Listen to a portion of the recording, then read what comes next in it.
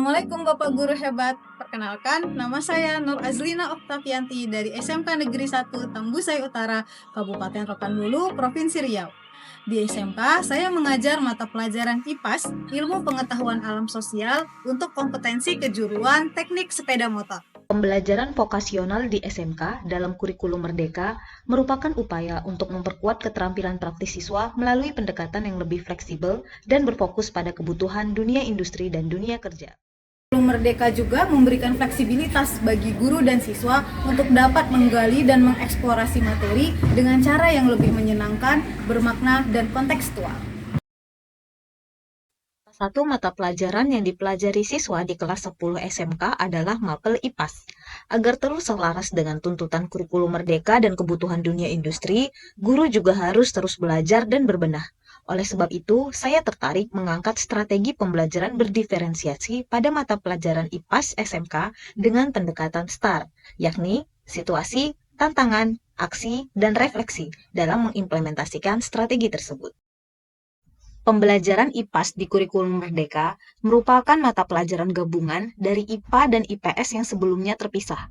Karena mengajar kompetensi keahlian teknik sepeda motor, saya tergerak untuk memasukkan muatan kejuruan bidang otomotif ke dalam materi IPAS.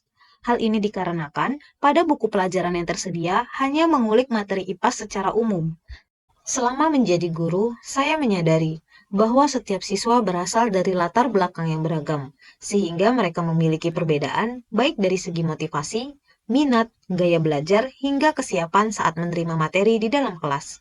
Jangankan untuk mengerjakan soal HOTS yang berbasis literasi dan numerasi, kerap kali saya masih sering menjumpai siswa yang tak berminat ketika mengikuti pembelajaran di dalam kelas. Hal ini menjadi catatan bagi saya. Mungkin karena media pembelajaran yang saya sediakan masih seragam, sehingga kurang mengakomodir gaya belajar siswa.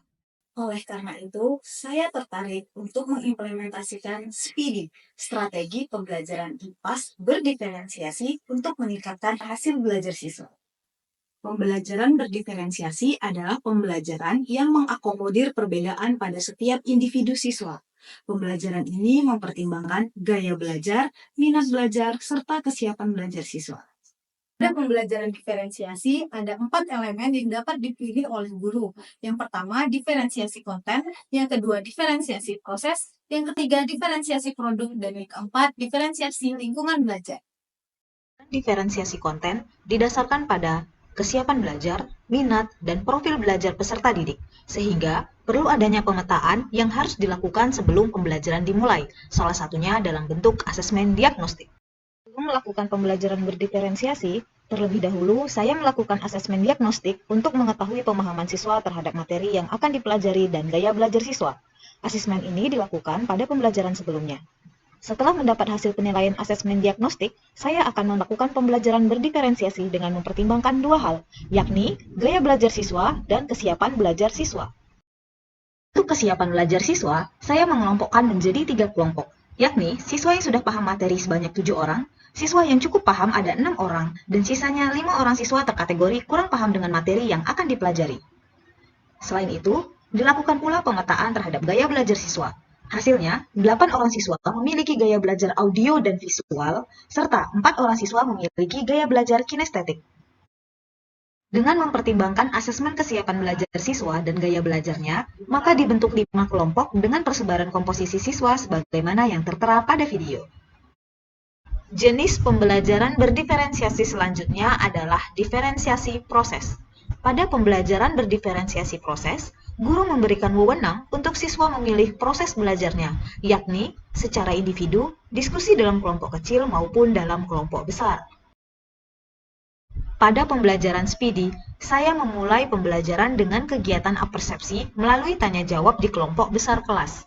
Tujuannya untuk menyamakan pemahaman awal pada setiap siswa.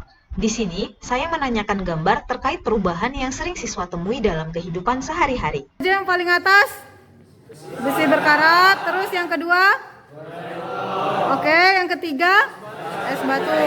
Kira-kira kalian sudah bisa mendefinisikan belum yang atas itu perubahan fisika atau perubahan kimia?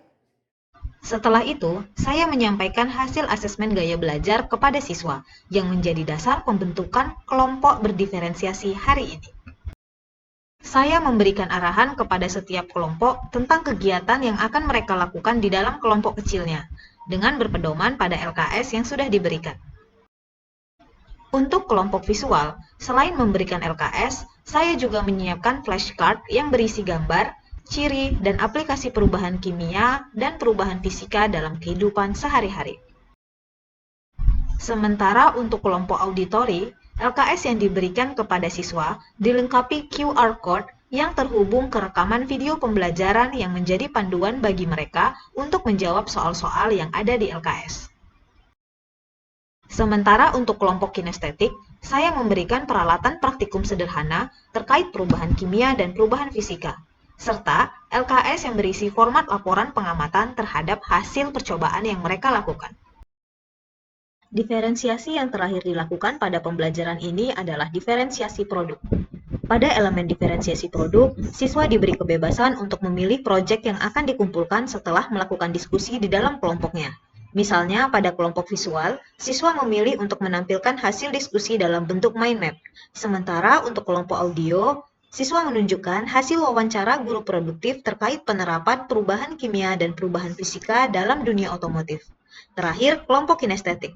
Mereka memilih untuk menunjukkan demo praktikum sederhana dan prinsip perubahan yang terjadi.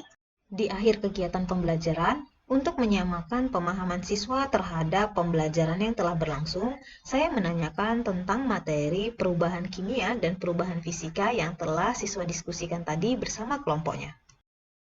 Selain menilai siswa dalam lembar observasi selama jalannya diskusi, saya juga melakukan kuis untuk mengevaluasi pemahaman siswa dalam bentuk pertanyaan di aplikasi Quizzes.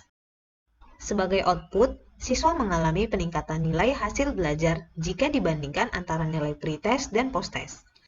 Adapun nilai pretest yang diperoleh oleh siswa sebesar 48, sementara nilai posttest yang diperoleh sebesar 78. Hal ini menunjukkan bahwasannya strategi pembelajaran IPAS berdiferensiasi atau SPIDI dapat meningkatkan hasil belajar siswa pada materi perubahan kimia dan perubahan fisika.